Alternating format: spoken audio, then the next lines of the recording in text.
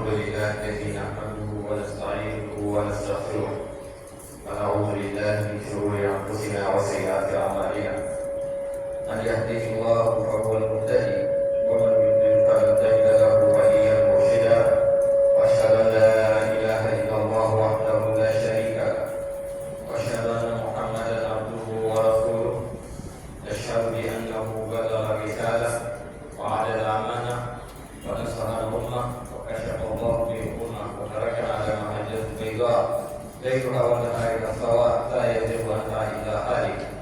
اللهم صل وسلم وبارك على هذا النبي الكريم وعلى آله وأصحابه وسلم تسليما كثيرا. أما بعد عباد الله أوصيكم ونفسي بتقوى الله عز وجل. يقول الله سبحانه وتعالى في محكم تنزيله وقضى ربك ألا تعبدوا إلا إياه وبالوالدين إحسانا. ويقول المصطفى صلى الله عليه وسلم ألا أنبئكم بأكبر الكبائر؟ قالوا بلى يا رسول الله. قال الإشراك بالله وعقوق الوالدين. متفق عليه. Chers frères et sœurs en islam, chers invités d'Allah, dans notre grâce à Allah, Seigneur de l'univers, Maître des cieux et de la terre, c'est lui-là même qui nous a gratifié ce matin. Nous sommes réveillés dans les meilleures conditions, accompli la prière des fêtes et alhamdulillah une fois de plus, venir répondre à son appel pour la prière du vendredi. Nous attestons qu'il n'y a aucune divinité digne d'être adorée en dehors de lui et nous attestons que Mohammed sallallahu alayhi wa sallam est son homme de serviteur et messager. Salut et paix sur lui, sur sa robe de famille, sur ses valeurs compagnons. Tous ceux qui vont suivre sa voie jusqu'au jour de la résurrection, face à Allah que nous soyons parmi ses suiveurs. Je vous exhorte, comme toujours, à laquelle révérencier dans Allah subhanahu wa ta'ala. Craignons Allah à chaque instant, à tout moment. Il faut avoir peur de Dieu. Il faut avoir peur d'Allah pour plusieurs raisons. Si tu ne vois pas Allah, sache que voyara que Dieu te voit partout. Donc rien n'échappe aux anges que nous accompagnons chaque jour pour nous aider pour faire les gestes. Qu'Allah nous apporte sacré. Depuis quelques vendredis, nous avons lancé une série de sermons sur la cellule familiale, la composition de la famille en islam. À commencer par les deux parents, les enfants, les frères et sœurs, etc., etc. Et jusqu'à aller au mariage, comme je l'ai dit. Le vendredi passé, la réception, comme le Cheikh Ayman a dit, le Cheikh Ayman va animer le sermon sur la paix. Sur la paix pour plusieurs raisons. Et sans la paix, il n'y a pas de développement. Sans la paix, on ne peut pas nous retrouver à la mosquée pour prier. Sans la paix, tu ne peux pas sortir de chez toi. Donc, la paix avant tout. C'est la paix qui va nous permettre d'aller faire le bac. C'est la paix qui va nous permettre d'aller faire nos activités et sans la paix, rien n'est possible. Le deuxième volet du sermon du Cheikh Ayman, c'était au sujet de journée africaine de la sécurité routière. Et il a appelé nos automobilistes, c'est-à-dire les conducteurs, ceux qui ont des véhicules, que ça soit à titre personnel ou transport, à la prudence. Faites attention pour vous-même d'abord et pour la vie des autres. Cheikh Ayman a dit, quand vous sortez le matin, c'est pour aller chercher de quoi manger pour la famille. Et la famille ne veut pas avoir votre nouvelle pour dire, ah, il est parti, qu'il est resté. Non. Donc chacun est responsable. Usagers, comme automobiliste, toi qui n'as pas de voiture, qui marche à pied ou qui emprunte le transport public, nous sommes tous concernés. Pour le Linas et étant dans un véhicule de transport, il faut bien parler au chauffeur. Pour le Linas ça fait partie de la sécurité routière. S'il conduit mal, il faut l'appeler à la haine. Pour dire non, allez-y doucement, nous avons laissé nos familles derrière. Et ce sont ces mots que le Coran dit pour le Linas dites de bonnes paroles aux gens.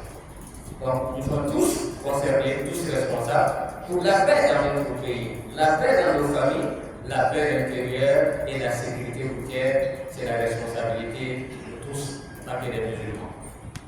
Nous continuons avec notre série de sermons.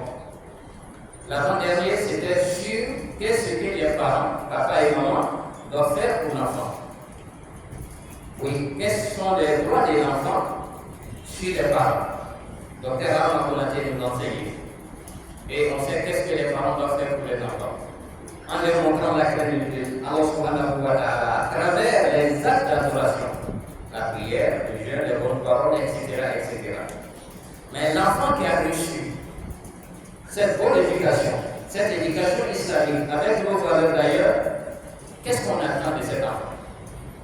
Hier, c'était le droit des parents, des enfants sur les parents, et aujourd'hui, nous allons continuer sur le même chemin en abordant le droit des parents chez nous. Si on veut évoquer le droit des parents chez nous, c'est énorme, c'est beaucoup.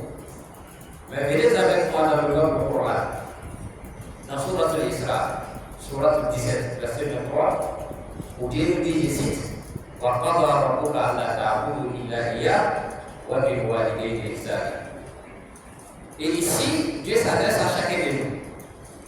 Notre Seigneur est Allah. Depuis le temps du prophète a décrété, a recommandé à l'être humain, homme comme femme, vieux comme vieux, qu'il n'a adoré qu'Allah dessus. On n'associe rien à Allah. La première recommandation, c'est d'adorer Allah dessus, ça n'a rien associé.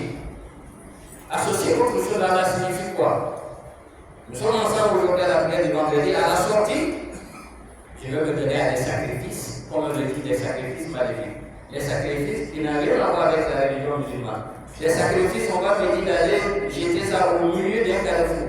Les sacrifices, on va me demander d'aller jeter ça dans la lagune. Les sacrifices, etc., etc. C'est voué à qui? C'est donné à qui? Vous associez autre chose à Allah subhanahu wa ta'ala. Bien vrai que nous venons de la prière du vendredi, c'est une recommandation. Donc, associer autre chose à Allah, il y a plusieurs formes. Mais après la recommandation, la première recommandation d'Allah, et qu'est-ce qu'il y a suivi? Dieu nous dit dans la même sourate, Allah ta'budu illa iyyah wa bil walidayni ihsana. Et je vous recommande d'être bon, bien, meilleur envers vos deux parents. Après la révélation d'Allah subhanahu wa ta'ala, Dieu va vous recommander automatiquement la bienveillance vers les deux parents. Pourquoi? Après l'adoration de Dieu, c'est le droit des deux parents qui vient automatiquement. Pour plusieurs raisons. Quand on regarde aujourd'hui, alhamdulillah, rabbil alamin. Après les bienfaits d'Allah subhanahu wa ta'ala, on est tous issus des deux parents. Hier, tu n'étais même pas assigné à la prière.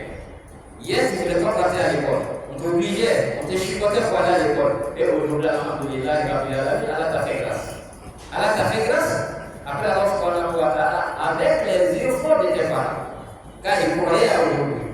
Et aujourd'hui, toi, tu es une bonne personne dans la société, tu es marié, tu as des enfants, tu as un boulot, tu as une partie de famille qui mène ta vie comme il faut, tu n'es pas malade. Donc, Dieu te recommande d'être bienveillant, gentil, disponible pour tes départs. Et qu'est-ce que le prophète a recommandé en termes des droits des parents sur nous? Il nous dit dans un hadith rapporté dans Sahih Bukhari et Muslim, un jour il était avec ses compagnons, comme nous l'avons dit, et on va répéter à chaque fois. Le prophète avec ses compagnons, ceux qui le côtoyaient, qui le fréquentaient régulièrement, c'était difficile pour eux de nous poser la question au prophète, mais par contre, il suscitait toujours des questions. Il dit dans ce hadith, Allah vous l'avez pour voulez-vous que je vous enseigne les péchés les plus graves? Il demande à ses compagnons. Et aujourd'hui, c'est toujours d'actualité. Pour éviter de tomber dans les interdictions, le haram, il faut connaître d'abord le haram. Il faut que tu sois sujet qu'est-ce qui est halal, c'est-à-dire qu'est-ce qui est permis, qu'est-ce qui est haram. Et c'est à partir de là tu vas éviter le haram. Et le messager dit dans ce hadith, voulez-vous que je vous indique les péchés les plus graves? Les compagnons ont répondu, effectivement, oui. Oui, messager de Dieu. Effectivement, nous voulons apprendre, connaître les péchés les plus graves. Le messager dit ceci. Ici, le hadith va venir encore renforcer la position du verset 23 dans la sourate 17. Il dit les péchés les plus graves, c'est d'associer, attribuer et d'associer à Allah subhanahu wa ta'ala. Il n'y a pas de contradiction entre le hadith et le Coran. Il dit le prophète va recommander de ne rien associer à Allah subhanahu wa ta'ala, ça fait partie des péchés les plus graves. Et qu'est-ce qui vient après? C'est comme où on a révélé le verset, le hadith a été dans le prophète pour valider, désobéir aux parents. Désobéissance aux parents, ça fait partie des péchés les plus graves. Et ici, on a les péchés. Ce qui est plus grave, les péchés les plus graves encore. C'est-à-dire, parmi les grands péchés, il y en a qu'on appelle les péchés les plus graves. Parmi les péchés les plus graves, c'est le sujet de notre sermon, le droit des parents sur nous. Beaucoup pour valider. Il dit désobéir à ses parents, ça fait partie des péchés les plus graves. Chers frères et sœurs en islam, regardons un peu la société d'aujourd'hui. Regardons dans nos familles, regardons dans la grande famille, le quartier, la commune, nos villages, nos régions. Quelle est la relation aujourd'hui entre parents et enfants? Qu'est-ce qu'on constate? L'on remarque beaucoup. Et l'islam, depuis le temps du prophète a préparé la communauté musulmane pour dire, si tu adores Allah subhanahu wa ta'ala, sache que tes deux parents ont des droits sur toi. C'est pour l'habitude d'apprêter le transport public. Nous n'avons personne. Car la responsabilité, on est tous responsables, mais chacun doit jouer son rôle. Un jeune qui ne considère pas parents des autres, mais de vous à moi, quelqu'un qui n'a pas d'honneur, quelqu'un qui ne respecte pas ses parents à la maison, est-ce qu'il connaîtra la valeur des parents des autres? Non. C'est lorsque je sais que ma maman a des droits sur moi, mon père a des droits sur moi, l'enseignant qui est en face de moi, c'est peut-être quelqu'un dont je dois respecter. La responsable au niveau de l'administration de l'école, l'éducatrice, tu vas la respecter parce que j'ai une mère à la maison. Mais l'enfant qui est à l'école, c'est lui qui est dans le transport, soit disant, je ne vais pas citer des noms, qui manque chaque fois de respect aux gens, j'ai dit que la réponse est simple. À la maison, il n'a pas respecté les droits de ses parents. Mais qu'est-ce que l'islam recommande concrètement à chacun de nous? Nous verrons, quand on regarde le verset 23, sur 17, que Dieu recommande d'obéir à ses parents, à la limite de ce qu'il a autorisé. Parce que quand on dit d'obéir aux parents, il faut donner plus de détails. Obéir aux parents, ce que les parents demandent de faire, c'est-à-dire ça ne fait pas partie des interdits, tu peux le faire et tu dois le faire. Et si ça fait partie des interdits, il y a des moyens aussi comment échapper, pour ne pas les frustrer, de manquer de respect. Parce qu'Inch'Allah, nous allons donner des exemples. La première recommandation de l'islam, pour une famille équilibrée, une famille juste, une famille qui va préserver la paix, comme enseigné par le Cheikh Laïm, et une famille où la valeur musulmane, les valeurs sociétales, dans nos différentes familles, nos différentes régions ethniques, nous avons nos valeurs. Et il y a des valeurs, les valeurs sont universelles. L'islam a toujours donné la place à ces valeurs-là et nous devons tout faire pour les préserver. Comment les préserver? Parce que si l'enfant n'a pas de respect, n'a pas de considération pour ses parents, et vous allez imaginer la société de demain. Imaginez dans une famille, la petite fille, la jeune fille, elle n'est pas capable d'aider sa maman dans la cuisine. La petite fille, elle n'est pas capable d'aller laver les assiettes. La petite fille, elle n'est pas capable de laver les habits de fois. Même si elle a la machine à laver, demande à maman aujourd'hui, la semaine, je vais laver. Demain, moi, je vais faire les repasser les habits. Et le jeune garçon qui n'est pas capable de suivre la voiture de son père pour dire que oui, papa a engagé quelqu'un pour ça, oui. Et le jeune garçon qui n'est pas capable de suivre les chaussures de son père, oui, que mes parents ont engagé quelqu'un pour ça, oui. Mais toi, ton rôle, c'est quoi?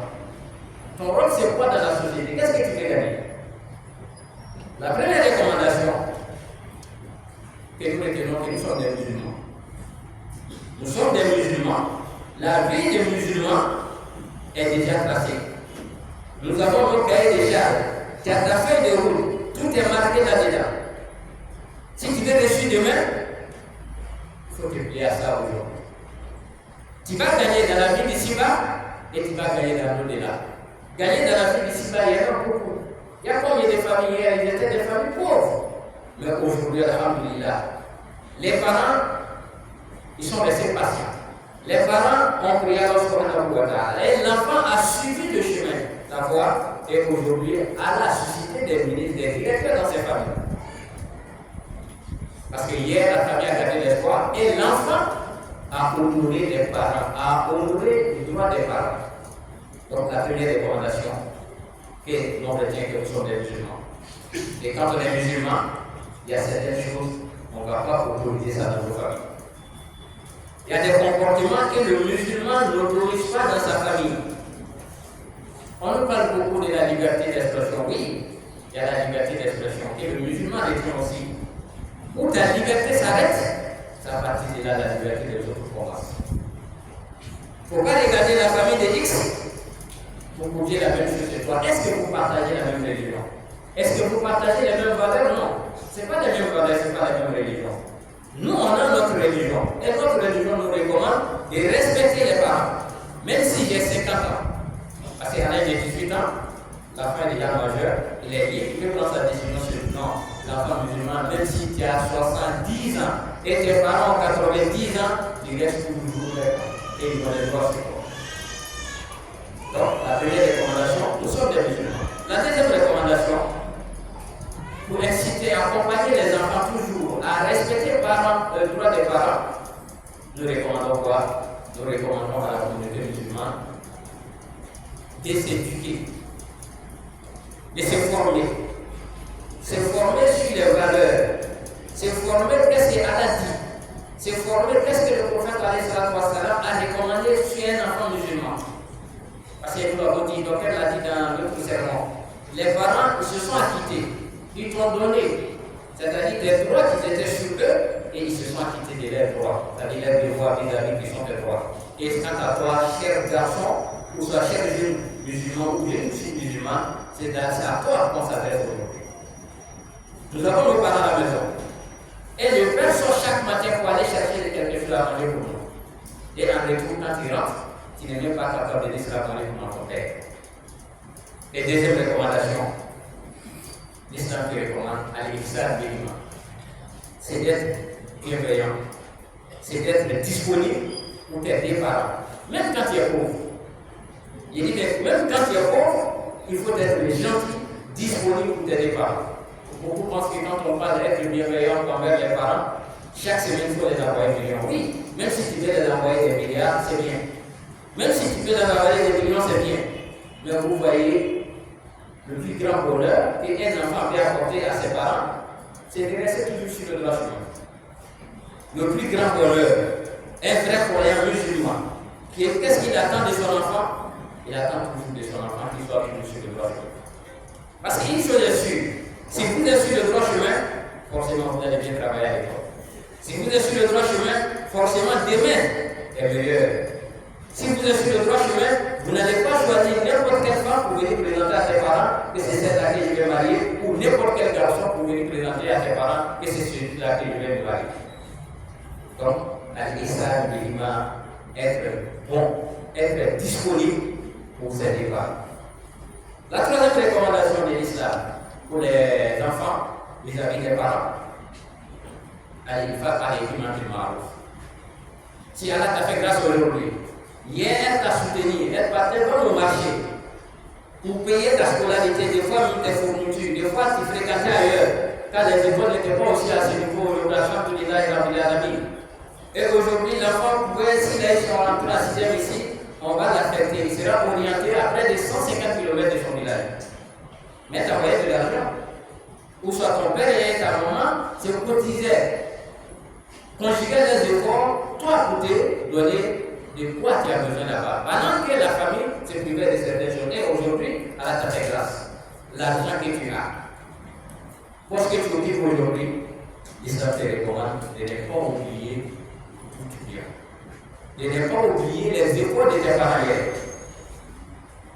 À ce point, nous allons attirer l'attention de chacun. Tout à l'heure, nous l'avons évoqué. Le mariage du jeune garçon, les parents ont le droit de là. Le mariage de la jeune fille, les parents ont le droit de regard. La famille musulmane n'accepte pas n'importe.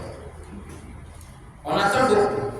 Oui, elle est venue s'accaparer de notre fils, et c'est bien. Elle a tout pris. Les parents n'ont plus le droit. Mais quand on voit la femme, il faut aider ton homme à gagner la baraka, la bénédiction de ses parents. Même si ses parents ne sont pas justes. à la femme, et c'est une femme, elle sait que elle est issue d'une famille, elle a son père et sa mère là-bas, elle fera tout possible que son mari gagne plus de la bénédiction de ses parents, car c'est à travers la bénédiction aussi de ses parents que elle et ses enfants vont gagner les retombées. Mais si tu viens t'accaparer, prends tout, pour dire tout m'appartient, et je ne vais pas voir ma belle-mère chez moi, même si elle n'est pas juste, il faut trouver des voies et moyens. Et ne dis pas tout à ton mari sur ta belle-mère. Ne dis pas tout à ton mari sur ta belle-mère. Elle fait des choses, oui, ça peut être des crises. Déjà, ça peut être des crises de la vieillesse, ou soit des crises, etc. Quant à toi, il faut bien formuler lorsque tu expliques à ton mari. Donc, le rôle de la femme ici, dans la bénédiction des parents pour son mari, elle joue un grand rôle. Et la cinquième recommandation de l'islam pour les enfants vis-à-vis des parents, quand tu veux faire quelque chose, il faut demander aussi leur bénédiction. Demande leur bénédiction. Ça peut être les avis, mais demande leur bénédiction. Quand tu demandes la bénédiction de tes parents, avant de t'engager dans quoi que ce soit, et si tu as respecté comme nous venons de dire tout à l'heure, Dieu sera avec toi. Et Inch'Allah, au bout de tes efforts, tu vas avoir la réussite. Donc pour dire à chacun, jeune garçon, jeune fille aujourd'hui, tu es appelé demain à te marier, tu es appelé demain à avoir des enfants, tu es appelé demain à être responsable, et ta responsabilité, oui, tu as fait des bonnes études, mais si tu n'as pas gagné la bénédiction de tes parents, c'est difficile. La société d'aujourd'hui, si on regarde un peu, vous voyez pas mettre des exemples. Comme je l'ai dit, je répète, hier à l'école, on sait qu'ils étaient les plus meilleurs. Tu faisais partie, mais il y avait d'autres qui étaient meilleurs que toi. Et aujourd'hui, qu'est-ce que tu dis? C'est ton intelligence? Oui. C'est parce que tu as un diplôme, vraiment, alhamdoulilah, oui. Mais n'oublie pas aussi les efforts de tes parents là-dedans. Et les parents ne vont pas prier pour quelqu'un qui vont chercher toujours leur malédiction. Alors le prophète a dit, il y a 3 types de bénédictions que Dieu ne rejette pas. 3 types de bénédictions que Dieu ne rejette pas. La première, c'est lui qui a été opprimé. C'est lui qu'on a accusé à tort. Il est musulman, il n'est pas musulman. S'il demande à Dieu, automatiquement il accepte. Le voyageur, il faut aller vite demander la bénédiction des voyageurs. Et le prophète a dit ça, les bénédictions des voyageurs, il accepte. Et en fait, il dit des bénédictions d'un parent pour son enfant, il dit ne rejette pas. Mais savez-vous pourquoi on a dit la bénédiction des parents? Ce n'est pas forcément que les parents vont se faire la foi à chaque fois qu'il y a des bénédictions pour toi. Non. Ton comportement aujourd'hui dans la société, tes parents t'ont conseillé à plusieurs reprises. Nous ne voulons pas te voir avec celui-là. On ne veut pas te voir avec celle-là. On ne veut pas te voir ici et ici. Tu sais que tout ce que tes parents recommandent, ça rentre dans ce que Allah subhanahu wa ta'ala aime. C'est-à-dire ce que tu fais aujourd'hui, c'est des haram. Et tes parents te demandent de t'en débarrasser, d'abandonner tous ces haram. Toi tu dis non. Ah, pour ces parents, vraiment, pas trop. Alors on va continuer notre chemin, nous sommes jeunes. Oui, tu es jeune. Le jeu d'aujourd'hui, c'est le jeu de demain. Donc la satisfaction des parents, c'est reçu déjà dans les bénédictions. Quand tu travailles bien à l'école et on est en forme tes parents, c'est des bénédictions. Quand tu respectes ses frères et sœurs, c'est des bénédictions. Quand tu es correct dans la société, c'est des bénédictions. C'est pourquoi d'ailleurs dans le Coran on dit, Dieu fait de moi et de mes épouses, mes enfants, la joie de Dieu. La joie de Dieu, c'est rien d'autre. Quand on dit son nom, les parents même sont satisfaits, même s'ils ne sont pas là. Donc, chers parents, chers enfants, voici quelques droits, devoirs de nous vis-à-vis de nos parents. Qu'est-ce que l'islam attend de nous? L'islam attend de nous chaque fois, chaque matin, il est que même les parents ne vivent pas ici, de les appeler.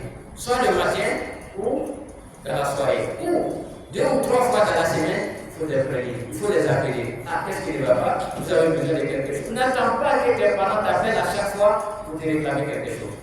Non. Si toi, tes parents t'appellent à chaque fois, à partir de là, toi, tu vas faire des dépôt ou un transfert, c'est que tu as un problème. Il faut anticiper. Il dit qu'il faut anticiper. Quelques exemples. Pour dire, lorsqu'on est disponible pour nos parents, qu'est-ce qu'on va faire? Le prophète va citer le nom d'un individu. Il n'a pas vu. Le prophète n'a pas vu. parmi les élèves du prophète alayhi salatu wa salam, il enseignait. Il dit à ses compagnons qu'un jour, il y a un monsieur qui viendra de telle contrée de Yémen et qui se nomme tant, il donne toutes les indications, c'est-à-dire les signes qu'on peut détecter que c'est lui-là. Omar qui attendait beaucoup ce monsieur, et le monsieur va arriver maintenant au temps d'Omar. À son arrivée, Omar part vers le monsieur. Mais le prophète a fait des recommandations. Il dit, si vous voyez ce monsieur, demandez à ce monsieur de vous faire des doigts. Il prie pour vous. Les recommandations d'un messager de Dieu. Il reçoit des révélations pour un individu comme chacun de nous. Et il dit, s'il arrive, demande à ce monsieur qui prie pour vous. Et alhamdoulilah, le monsieur est arrivé. Omar va demander, il a regardez les gens, allez regarder voir le monsieur, c'est celui-là qui a les signes, les caractéristiques que le prophète a dit, où est-ce le cas? Et il va demander à Ouest de prier. Ouest va prier, mais demande maintenant la particularité de monsieur. Est-ce qu'il passait la vie à prier? Est-ce qu'il jeûnait seulement régulièrement? Ou soit il lisait le Coran, c'est-à-dire chaque 4 jours, ou soit il donnait tellement la zakat? Non. Le monsieur dit, du temps de mon prophète alayhi salatu wa salam, quand il vivait, j'avais une mère, elle était âgée, et je m'occupais à chaque fois de ma maman. À chaque fois que j'ai nourri l'intention, je disais, je viens voir le messager alayhi salatu wa salam. Il y a la particularité, il y a des gens qui l'ont vu, et ils ont cru en lui, c'est-à-dire qu'ils sont devenus musulmans. Lui, il gagne à part entière, c'est-à-dire quand on y est en compagnie. Mais le monsieur, qu'est-ce qui l'empêchait de venir voir le messager alayhi salatu wa salam? C'était la pauvre mère. Elle était fatiguée et il s'occupait régulièrement de sa mère jusqu'à ce que le prophète alayhi salatu wa salam décède. Et le prophète va faire la recommandation. Il vient, le Omar va lui recommander quelle est sa particularité. Et sa particularité, comme je l'ai dit tantôt, il s'occupait de sa mère jusqu'à ce qu'elle décède. Et sa partie est là, il a eu le temps pour venir faire le cas. Donc pour dire la particularité de ce monsieur, il a suivi les enseignements que nous venons de citer. Obéir à ses parents, honorer ses parents, s'occuper de ses parents. Il faut faire la part de choses aussi. Il y a l'amour pour ta femme, c'est normal, mais il y a l'affection, la considération, et après maintenant l'amour pour ta mère. Ça fait partie des recommandations d'Allah subhanahu wa ta'ala. Ne compare pas les deux. Ne compare pas l'amour que tu as pour ta femme pour comparer ça pour celle que tu as pour ta maman. L'amour que tu as pour ta maman, c'est une recommandation, c'est une obligation. Bien vrai que l'amour pour la femme, c'est une obligation, mais ça ne peut pas se limiter à celle de l'amour qu'on a pour notre mère. Donc, cher Dieu, si tu veux avoir l'homme vie, si tu veux avoir la bénédiction, si tu veux avoir la réussite dans ta vie, il faut obéir à tes parents, à la limite de la recommandation de Dieu. Tout ce que tu aimes, il faut les accorder. Tout ce que tu détestes, et Allah déteste d'ailleurs, il faut éviter tes parents. Mais un jeune garçon, à chaque fois, quand on appelle le numéro de ses parents, des fois même les parents ont retenu le numéro du commissariat le plus proche. Ah, votre fils a fait ceci, votre fille a fait cela. Quand on appelle à l'école, c'est la honte.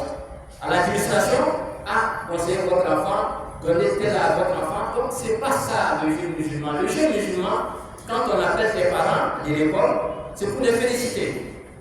Quand on appelle les parents ailleurs, c'est pour leur donner des prix. Pour dire, ah, vous êtes la meilleure famille quand vous avez apporté telle chose à votre enfant.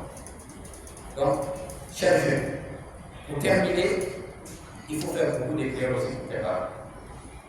Abu Hurairah qui a accompagné le prophète alayhi salatu wa salam vers la fin de sa vie, pas plus de 5 ans, mais qui a rapporté plus de hadiths, nous avons dit sa particularité, le prophète a prié pour lui. Le prophète a fait des bénédictions spéciales pour Abu Hurairah. Tout ce qu'il entendait du prophète alayhi salatu wa salam, il n'a rien oublié. Même en dehors du prophète, il dit tout ce que les autres disaient, que je n'oublierai pas. Ça, c'est sa particularité.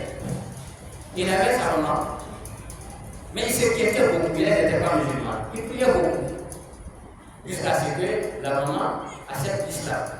Mais jusque-là, la maman n'acceptait pas l'islam. Et un jour, il rentre à la maison, sa maman va commencer à prononcer des paroles déplacées vis-à-vis du messager alayhi salatu wa salam. Mais Abu Hurairah, il a supporté. Comme par des cas aujourd'hui, oui, tu es musulman, tu as embrassé l'islam, ou tu as été musulman, nous sommes tous des musulmans. Si Allah t'a fait qu'aujourd'hui tu es éprouvé, l'un de tes parents, ou soit tes deux parents ne sont pas musulmans, ne perds pas l'espoir. À la fin du hadith, il a gardé l'espoir, il priait et il va lui expliquer le hadith, c'est-à-dire ce que sa mère a fait. Et le prophète ne te fâche pas, mais il faut continuer à prier. Et Abi Huraïra n'a pas recommandé au messager, va demander au messager prie pour ma mère. Et le prophète va prier. La prière du prophète, c'est pas terminé, c'est pas destiné à tout le monde. Et à son retour, sa maman est disponible pour être musulmane. Alhamdulillah, elle a placé l'islam et il va se retourner auprès du prophète pour aller faire savoir au messager tes bénédictions ont porté ses fruits. Ta prière a été acceptée, ma maman vient de se convertir à l'islam. Donc, allez-y faire des bonnes personnes. Demandez des prières pour vos parents. Mais prier pour un parent, l'enfant même n'est pas sur le droit chemin, ça pose problème. Et, alhamdulillah, dès leur vivant, ils ont des droits sur nous en termes de prière. Et après leur mort aussi, leur décès, ils ont des droits sur nous. Parmi ces prières, là, tellement. Rabbi Firli, Walwalideya, Walhamdulillah, Kamarabaya, Sorega. Rabbi Firli, Walwalideya, Walimominina, Yomayakoumini, il y en a tellement. Si vous maîtrisez en français, tant mieux. Si vous maîtrisez en arabe, ça peut être idéal. Et si vous pouvez faire ça en baoulé, en métier, en cerveau, il n'y a pas de problème, mais il faut toujours prier pour tes parents. Mais la prière va s'ajouter à ta disponibilité sur tes parents, sur tous les plans. Respect, quand tu parles à tes parents, et quand tu t'adresses à tes parents, quand tes parents te parlent, il faut les écouter. Il ne faut pas interrompre tes parents. Papa c'est trop, papa tu parles trop, non. Comme on attend le niveau papa Choco. Oui, il y a papa Choco, mais si c'est dans le vrai sens, alhamdulillah, il y a la vie, mais si c'est dans l'autre sens, alors nous en prière. Donc, chers jeunes, c'est notre devoir d'être disponible pour nos parents, les assister, les accompagner sur tous les plans, et surtout, pour tout ce qu'on appelle le bonheur. Le bonheur d'ici-bas et le bonheur de l'au-delà, sa partie de là qui sera un gros cadre de domaine dans ton domaine. Tu es mécanicien, tu es plombier, tu es électricien, tu es chauffeur ou tu es transporteur, tu seras meilleur dans ton domaine. Donc, prier pour les parents, c'est une recommandation. Et l'obéissance à tes parents, c'est une recommandation. Par contre, les désobéis, qui rentrent dans les dispositions qu'on appelle les